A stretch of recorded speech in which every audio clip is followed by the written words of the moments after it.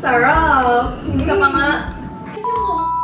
Hey guys! Good evening! So, hindi ko alam yung sasabihin ko. Kasi, wala lang. Gusto ko lang i-share sa inyo isa na purchase ko na sobrang happy. Kasi, sobrang dami nangyari for the past weeks, days, months. Pero, yeah, wala naman tayo magagawa doon. Kaya kailangan laban lang. I think it's time para i-unbox ko yung recently purchased ko. So, ito is ano ba yan? Bakit ganun? Bad hair day tayo ngayon, pero kiber. Diba? I'm using the DJI Osmo Pocket 3 right now. Ito sa pagadian ko pa nabili kasi kagagaling na namin kahapon. Sobrang tagal kong naghahanap neto. Doon ko lang nabili. Kaya.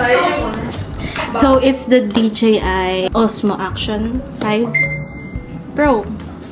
Actually, pinag-isipan ko talaga kung yung Insta360 or ito. Kasi yung Insta360, na-flip siya.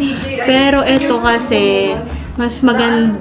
Since sanay naman na kami sa DJI, and ang ganda ng ano niya eh. Hindi ko ma-explain. Basta yun, binili ko na lang din.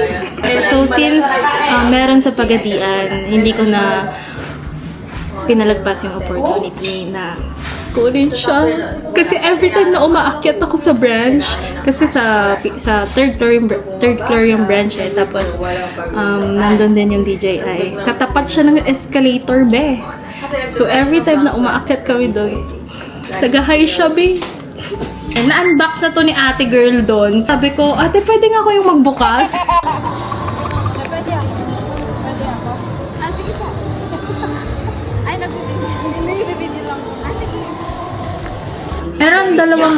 Merong dalawang box sa loob. Isang accessories, tsaka yung isa Osmo Action 5 Pro. Meaning, nandito yung camera. So, ito yung camera. Link po na po. Magko-comment talaga ako doon.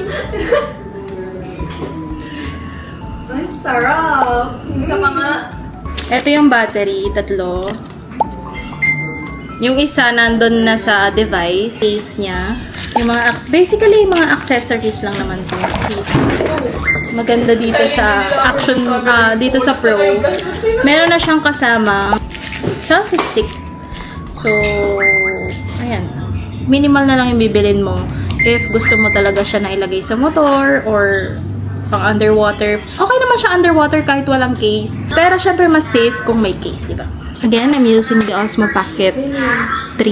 So, right now, I'm happy with my new purchase, adult purchase, which is bye!